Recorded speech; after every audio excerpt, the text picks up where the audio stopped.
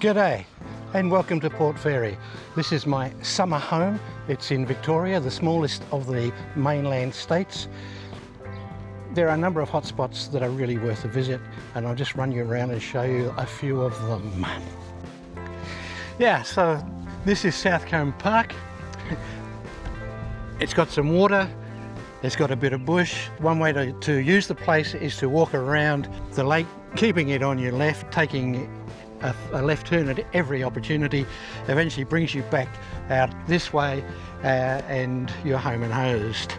One thing to watch out for is at the far end, you could easily walk into another hotspot, Sandy Cove, without noticing that you were there.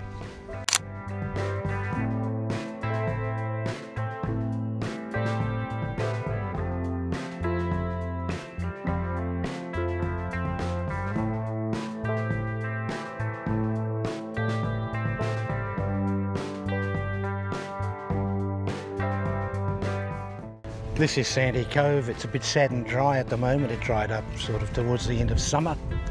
When there is water in it, it's really quite a good spot. Pied still nests here. It's good for ducks, snipe. All in all, not a bad spot at all. There's a little hide on the other side. First thing in the morning, the hide is of little use because the sun is right in your eyes. But where I'm standing now, you can see almost all of the place. If you're going to count the ducks, that's the place to do it from. On the causeway from Griffith Island, Mr. Griffith was a whaler from Tasmania who founded a whaling station here on the island back in the early days of settlement in Victoria. It's a great spot for birding. The best way to use the place is to walk around it. I normally go via the lighthouse, which is off in that direction, a clockwise journey all the way around. There is one patch where you have to deal with some rocks on the far side. It's well paved to the lighthouse and back if you want to do that instead.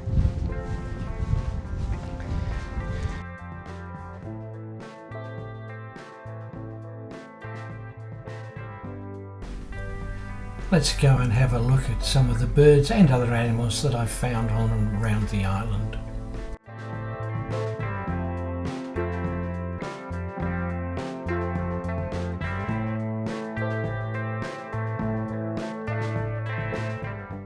There are 3 species of gull that regularly occur in Australia.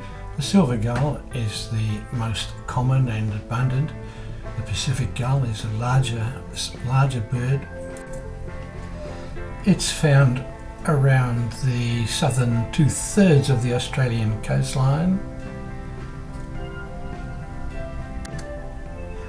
The kelp gull is found around the coast of southeast Australia and around the bottom of southwest Australia, and we share it with New Zealand.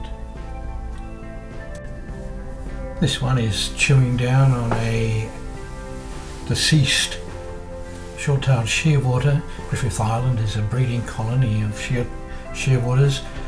Probably about 20,000 pairs nest here each year. You don't see them during the hours of daylight. They come and go under the cover of darkness. If we put both the larger gulls up side by side, you can see the difference in bill size and shape. In addition, the Pacific gull retains a black tail band into adulthood. This Pacific gull is not quite an adult.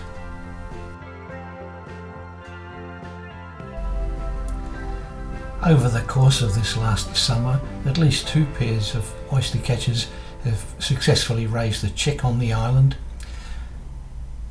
On the left of screen you can see the junior, on the right is the adult.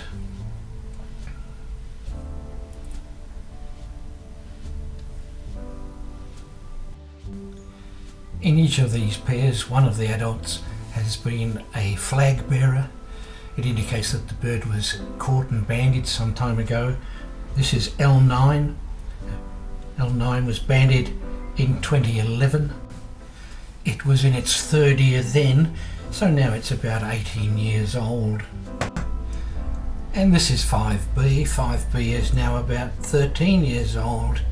Both were banded in Western Port Bay, which is about 286 kilometres from where they now live.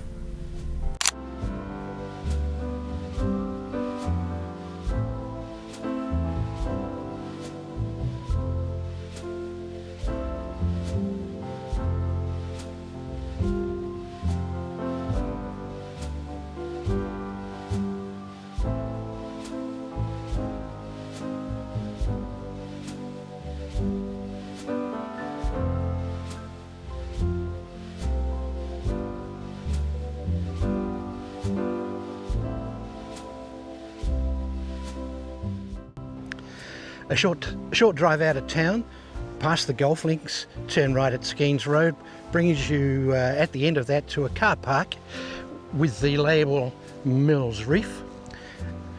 Along the path to the end, you're at the beach, turn right, and a couple of 100 metres walk along the beach brings you to the hot spot that's known as Reef Point on eBird.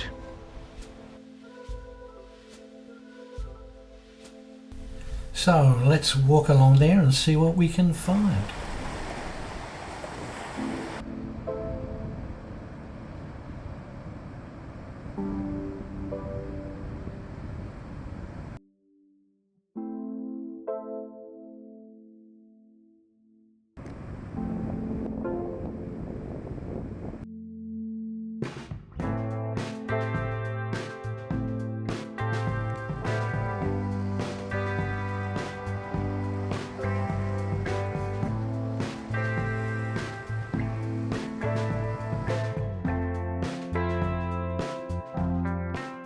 If you've made it this far, I thank you very much.